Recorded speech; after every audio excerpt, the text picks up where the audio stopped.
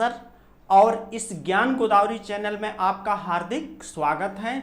और इसके क्रम में आप पढ़ने वाले हैं डाइजेस्टिव सिस्टम को मैंने बहुत अच्छी तरह से बता दिया था और उसी डाइजेस्टिव सिस्टम में आपको फूड मटेरियल भोज्य पदार्थ आपको पढ़ना है। उसका सीक्वेंस जब बता रहे थे तो उसमें बताए थे और भोज्य पदार्थ में क्या क्या चीज़ें आती हैं।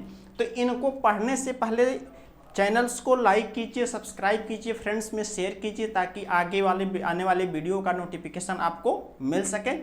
और इस क्रम में अब आप देखिए कि भोज्य पदार्थ होते क्या हैं, एक एक बिंदुओं को देखिएगा।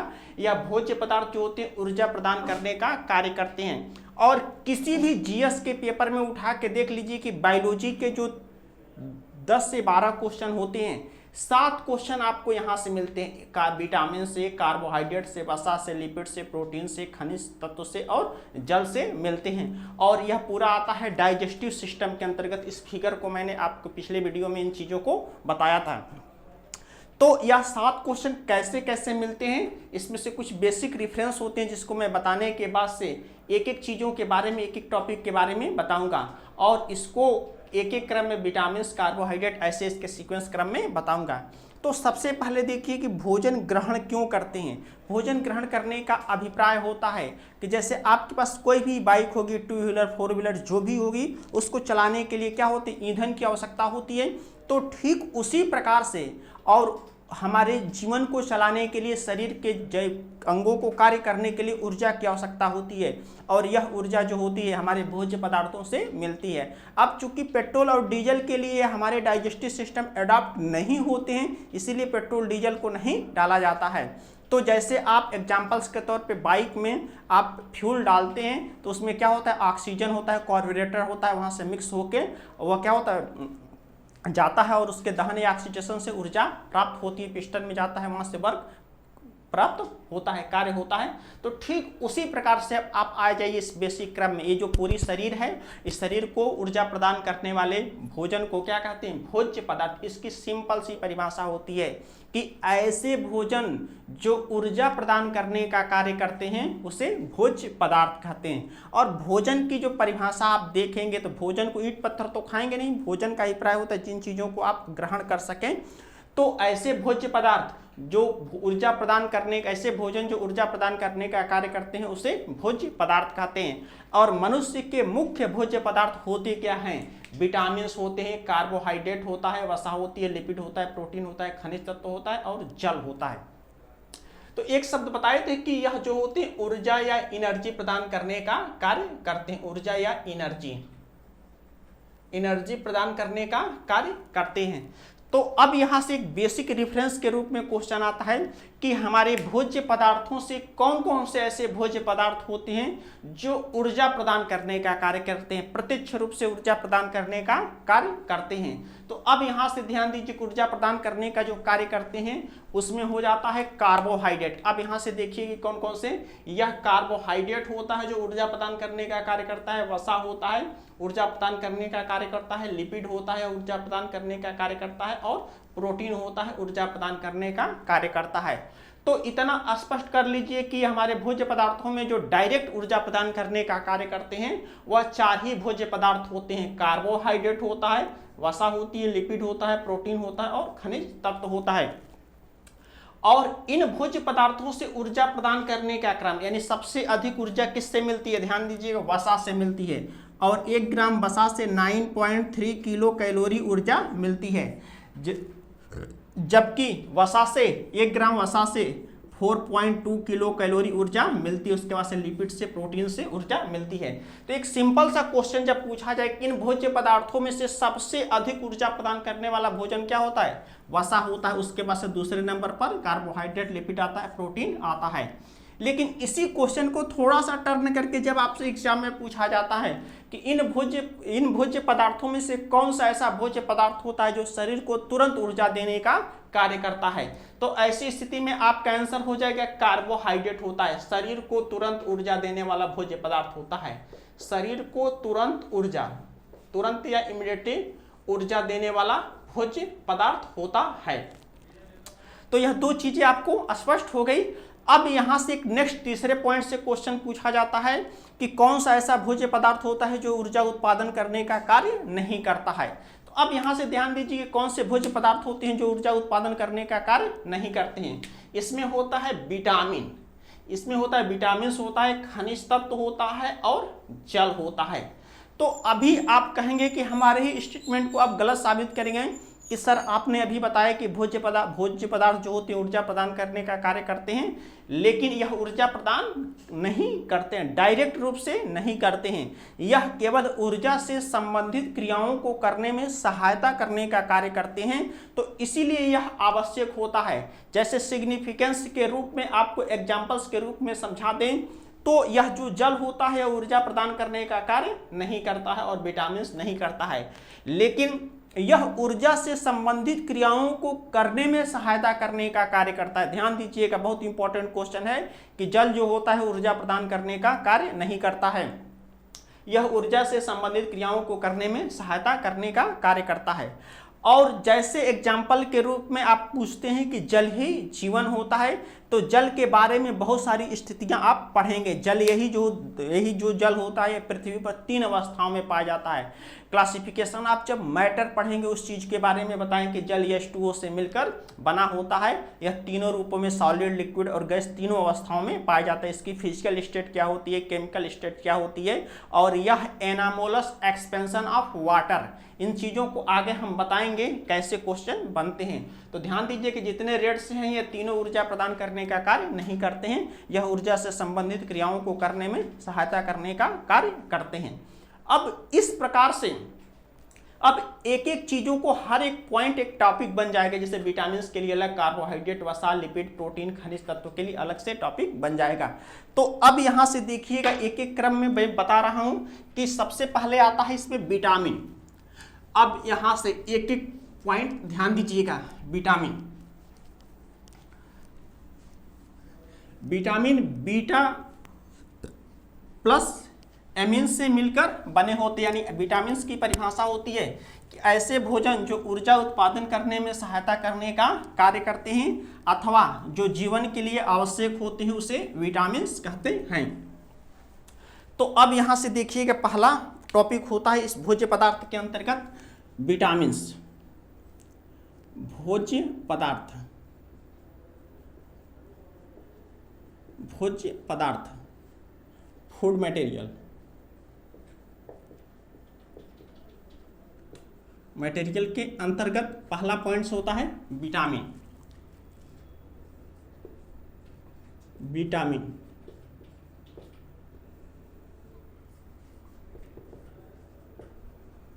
विटामिन यानी ऐसे भोजन जो ऊर्जा उत्पादन करने में सहायता करने का कार्य करते हैं अथवा जीवन के लिए आवश्यक होते हैं उसे विटामिन कहते हैं। और यहाँ पे बीटा मतलब होता है लाइफ होता है, एमिन्स मतलब आवश्यक होता है। ऐसे तत्व जो जीवन के लिए आवश्यक होते हैं उसे विटामिन कहते हैं। और यह विटामिन जो होते हैं ऊर्जा प्रदान करने का कार्य नहीं करते हैं। ध्यान दीजिएगा, यह ऊर्जा प्रदान करने का कार्य नहीं करते हैं, यह ऊर्जा प्रदान करने का कार्य नहीं करते हैं, नहीं करते हैं। यह केवल ऊर्जा से संबंधित क्रियाओं को करने में सहायता करने का कार्य करते हैं। यह ऊर्जा से संबंधित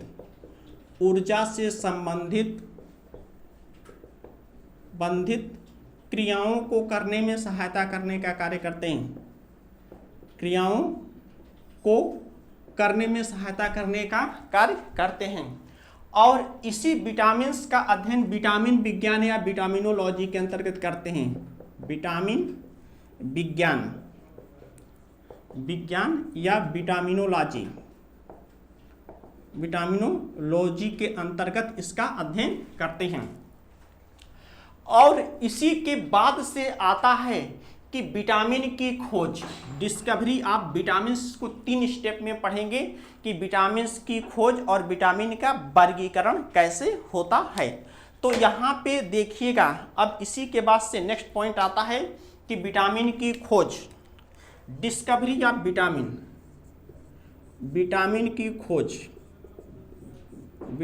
की खोज, खोज, डिस्कवरी ऑफ विटामिन्स। तो यहाँ पे बहुत बड़ी विडंबना है विटामिन्स की खोज में। विटामिन्स की खोज का अध्ययन सबसे पहले जाता है एन.आई. लूनिन को। विटामिन का अध्ययन का सबसे पहले श्रेय जाता है एन.आई. लूनिन को। और यह विटामिन्स के पहले एक धारणा थी कि विटामिन जो होते हैं यह ऐसे सूक्ष्म भोज्य पदार्थ होते हैं जो शरीर में इनकी कमी होने पर शरीर में क्या होती है, अपूर्णता रोग हो जाता है। कौन सा रोग हो जाता है? अपूर्णता रोग। इसी को डिफिशियंसी सिंड्रोम कहते हैं, इसी को डिफिशियंसी सिंड्रोम के नाम से जानते हैं। और यह जो अपूर्णता रोग होता है यह विटामिन की कमी के कारण होता है। इसी तथ्य को सबसे पहले 1881 में एन.आई.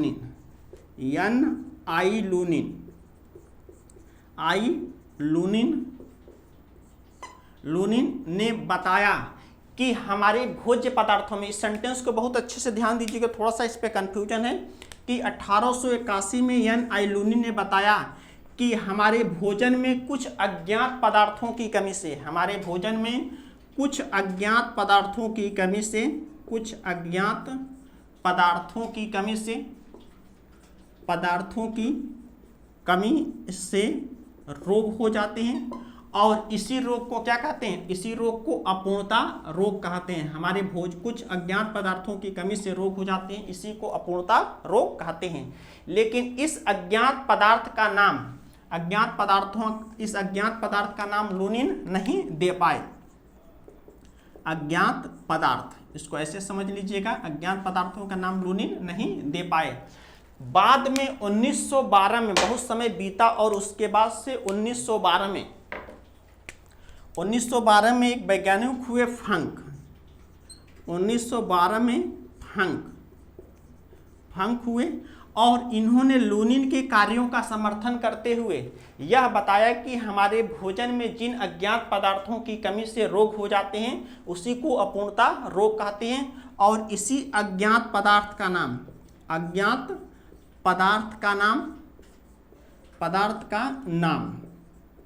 क्या है? विटामिन है। इसी अज्ञात पदार्थ का नाम विटामिन है। तो इसी के कारण ध्यान दीजिएगा, फंक ने विटामिन शब्द का प्रयोग किया था। फंक ने विटामिन शब्द का प्रयोग किया था या विटामिन का नाम दिया था। तो यहां से देखिएगा, इसके आधार पर विटामिन की खोज का श्रेय किसको जाता है? लूनिन को जाता है। विटामिन की खोज का श्रेय किसको जाता है? लूनिन को जाता है। किसको जाता है? लूनिन को जाता है। लेकिन विटामिन शब्द का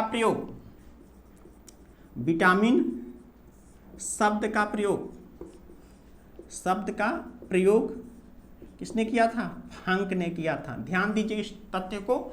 लेकिन आपकी किताबों में सामान्यतः यही क्वेश्चन होते हैं कि विटामिन की खोज किसने किया था? फंक ने किया था। फंक ने जरूर किया था, लेकिन वह विटामिन बी की खोज किया था। और इसी के बाद से यह तीसरा पॉइंट हो जाता है कि फंक ने यहीं तक रुके नहीं, इन्होंने आगे अपने रिसर्च को करते हुए विटामिन के संदर्भ में बहुत सारे थ्योरी दिए। और इसी के बाद से 1912 में ही हॉपकिंस एवं फंक ने विटामिन सिद्धांत प्रस्तुत किया। हॉपकिंस एवं फंक ने विटामिन सिद्धांत विटामिन थ्योरी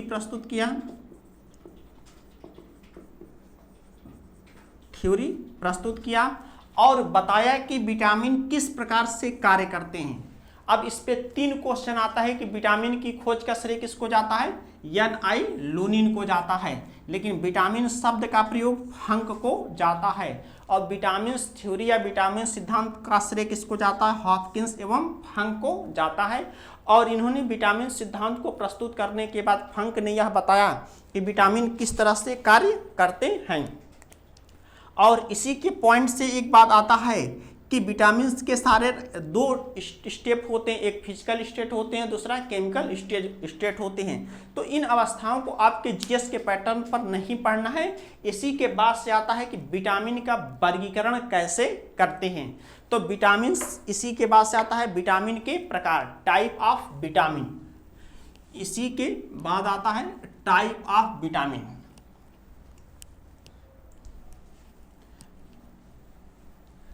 अब यहां से देखिएगा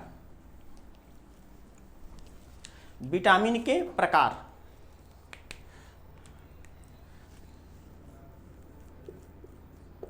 विटामिन के प्रकार, टाइप ऑफ विटामिन।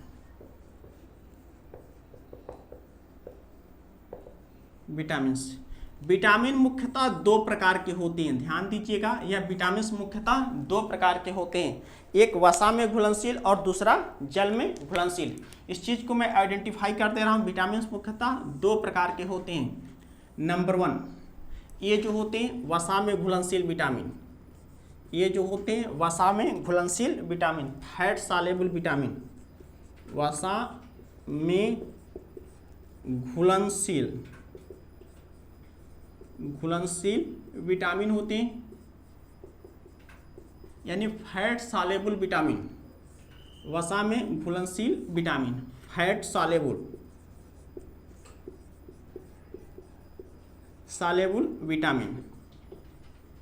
विटामिन होते हैं। और दूसरा जो होते हैं जल में घुलनशील, जो बी होते हैं जल में घुलनशील होते हैं, जल में घुलनशील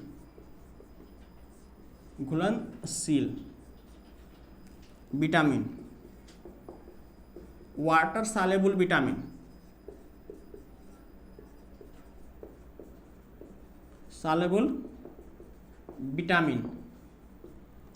और यहाँ पे जल में घुलनशील दो विटामिन आते हैं, विटामिन बी होते हैं और विटामिन सी होती है। इस चीज को ध्यान रखिएगा, दो विटामिन होते हैं, बी और सी होते हैं। और वसा में घुलनशील विटामिन कौन कौन होते हैं? वसा में घुलनशील जो विटामिन होते हैं, ए होते हैं, डी होते हैं, ई होते हैं और के होते हैं। इसमें तीन विटामिन ए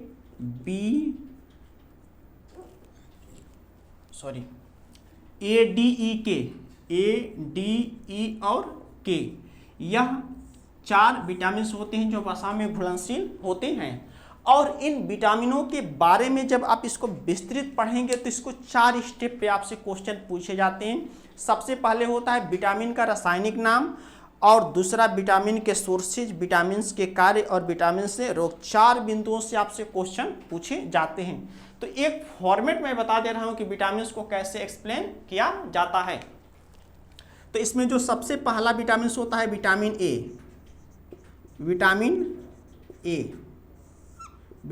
ए, और इसी को विटामिन ए को इंग्लिश में विटामिन ए ही लिखते हैं। और ए का नाम होता है रेटिनॉल, इसका नाम होता है रेटिनॉल।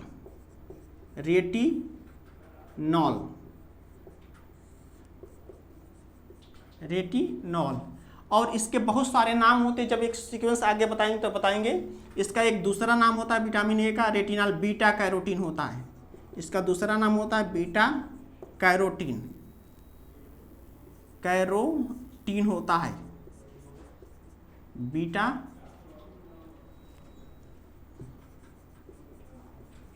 कैरोटीन होता है। और इसी के बाद से जो दूसरा विटामिन होता है विटामिन डी जो होता है, और इसी का नाम होता है कैल्सीफेरॉल। इसका नाम होता है कैल्सीफेरॉल होता है, फेरॉल होता है। और इसी के बाद से अगला जो विटामिन होता है तीसरा विटामिन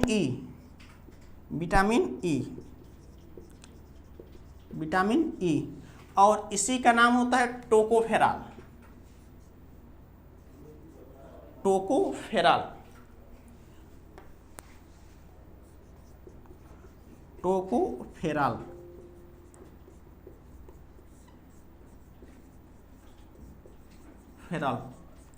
और इसी के बाद से चौथा जो विटामिन होता है विटामिन के।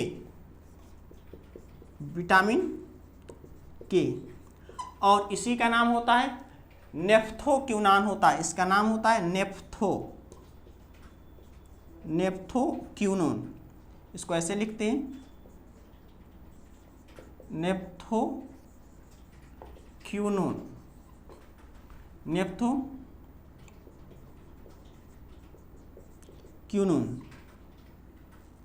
नेफ्थोक्यूनोन। और इसी के बाद से आ जाइए कि वसा में घुलनशील विटामिन कौन कौन होती हैं। जल में घुलनशील विटामिन, और जल में घुलनशील विटामिन मुख्यतः होते हैं, दो होते हैं, बी और सी। इसको थोड़ा और ऊपर लिख लीजिए। और इसी के बाद से ध्यान दीजिएगा, दूसरा जो पार्ट्स होते हैं विटामिन के, जल में घुलनशील, बी बताए थे, जल में घुलनशील वाटर सॉल्युबल, और इसमें दो होते हैं, बी और सी होते हैं, ये दो विटामिन होते हैं। तो इनके भी 4 स्टेप से क्वेश्चन बनते हैं। तो ध्यान दीजिएगा, एक जो पहला विटामिन होता है विटामिन बी, पहला नाम होता है विटामिन बी।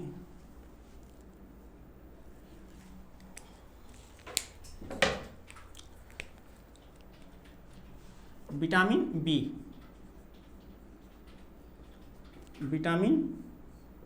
बी, और इसी का ना यह जो विटामिन होता है, अब यहाँ से क्वेश्चन आप इसको स्पष्ट कर लीजिएगा। विटामिन बी की खोज 1912 में फंक ने चावल के छिलके से किया था। विटामिन बी की खोज किसने किया था? 1912 में फंक ने चावल के छिलके के साथ किया था। फंक ने चावल के छिलके के साथ किया था, छिलके के साथ किया था। और यह जो विटामिन था जल में घुलनशील था। इसके बेसिक सिम्टम्स थे, जल में घुलनशील था, जल में घुलनशील था, और इसी में नाइट्रोजन युक्त पदार्थ था, नाइट्रोजन युक्त पदार्थ, इसी को नाइट्रोजनस सब्सटेंस कहते हैं।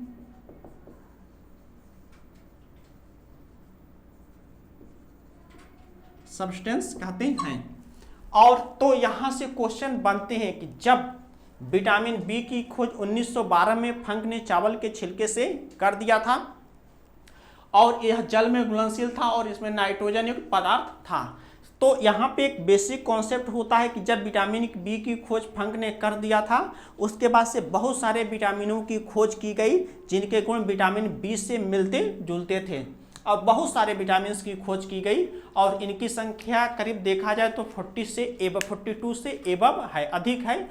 तो इन्हीं के कारण इन विटामिनों के नामकरण में समस्याएं उत्पन्न हो जाती हैं। जैसे मान लीजिए कि घरों में जब एक ही बच्चे एक ही समय में दो पैदा होते हो, तो उसके नामकरण में समस्याएं उत्पन्न हो जाती हैं कि किसको बड़ा माना जाए, किसको छोटा माना जाए। तो इसी समस्याओं के समाधान के लिए क्या होता है, इन सभी विटामिनों को सम्मिलित करके एक सामूहिक नाम दे दिया गया, और इसी सामूहिक नाम का नाम होता है बी कॉम्प्लेक्स। इसका नाम होता है बी कॉम्प्लेक्स,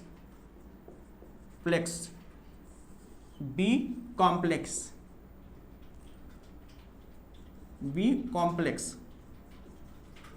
कॉम्प्लेक्स। तो अब यहां से क्वेश्चन पूछा जाता है कि बी कॉम्प्लेक्स क्या है।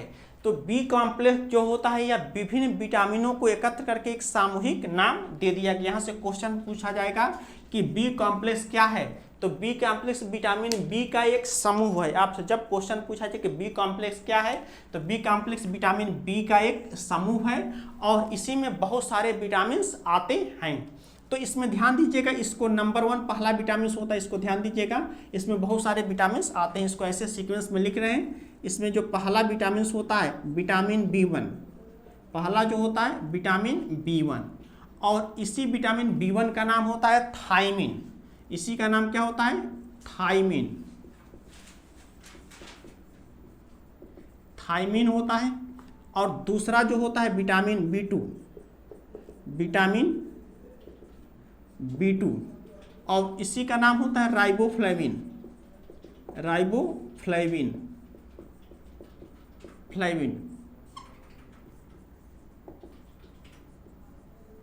फ्लेविन होता है। और इसी के बाद से तीसरा जो विटामिन होता है विटामिन B3, और इसी का नाम होता है पेंटाथीनिक अम्ल। पेंटाथीनिक अम्ल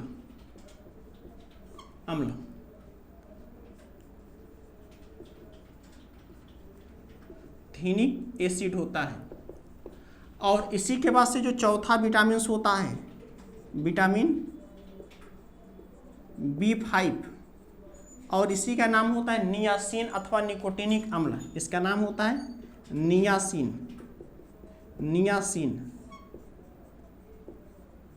नियासिन अथवा इसका दूसरा नाम होता है निकोटिनिक अम्ल।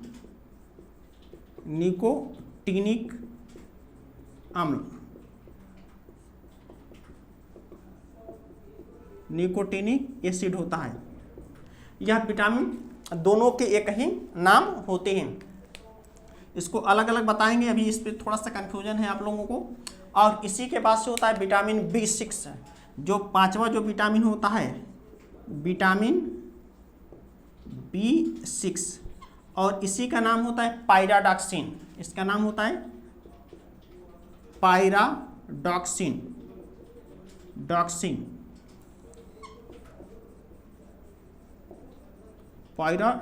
होता है।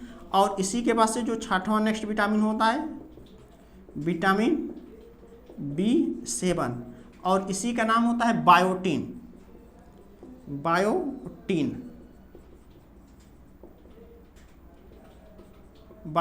अथवा इसका दूसरा नाम होता है विटामिन H। इसका दूसरा नाम होता है विटामिन कैपिटल S से इसको लिखते हैं। अब इसी के बाद से आता है विटामिन B9। इसके बाद से आता है नेक्स्ट विटामिन होता है विटामिन B9, और इसी का नाम होता है फोलिक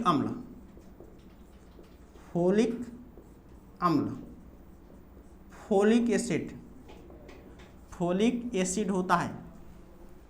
अब इसी के पास से नेक्स्ट और अगला विटामिन होता है, नेक्स्ट आठवां जो विटामिन होता है, इसको नेफ्थोक्यूनिन बना लीजिए, यहाँ लिख दे रहे हैं।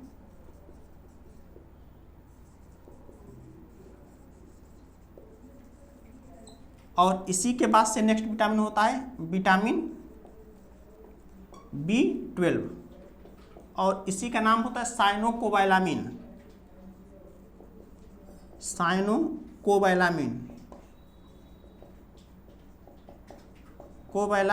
होता है। साइनोकोबालामिन होता है। तो यह विटामिन बी के समूह होते हैं, यानी प्रकार होते हैं। अब इसी के बाद से जो दूसरा विटामिन आता है, ध्यान दीजिएगा, दूसरा जो विटामिन आता है नंबर 1 विटामिन बी, और दूसरा होता है विटामिन सी, और इसी का नाम होता है एस्कॉर्बिक एसिड होता है, एस्कॉर्बिक एसिड। तो इस प्रकार से विटामिनों का बेसिक फॉर्मेट है आपके दिमाग में। और यहाँ से ध्यान दीजिएगा, अब इसको 3 स्टेप में हम आगे आपको पढ़ाएंगे। 3 स्टेप में इनकी एक बेसिक फॉर्मेट आपसे कैसे क्वेश्चन बनते हैं, और इसी विटामिन का जब सेकेंड पार्ट्स पढ़ेंगे तो इसमें 3 स्टेट को बताएंगे। सबसे पहले इनके स्रोत क्या, इनके रासायनिक नाम क्या होते हैं, इनके रासायनिक नाम क्या होते हैं, दूसरा इनके स्रोत क्या होते हैं, और तीसरा जो होते हैं इनके कार्य क्या होते हैं, और तीसरा क्या होते हैं, रोग होते हैं। इन्हीं बिंदुओं से आपके एग्जाम में क्वेश्चन पूछे जाते हैं। और इसके बाद से इसको पढ़ने के बाद से ध्यान दीजिए, कहीं भी क्वेश्चन किसी भी एग्जाम A to Z में आप देखेंगे, यदि क्वेश्चन बाहर आए तो फिर मुझसे कमेंट करके आप बताइए कि कहीं से इससे क्वेश्चन बाहर आएंगे, लेकिन शर्त है कि पार्ट सेकंड को पढ़ने के बाद। और इस प्रकार से इस चैनल को लाइक कीजिए, सब्सक्राइब कीजिए, ताकि हर व्यक्ति को, हर स्टूडेंट को, आपके फ्रेंड्स को पहुंच सके वीडियो।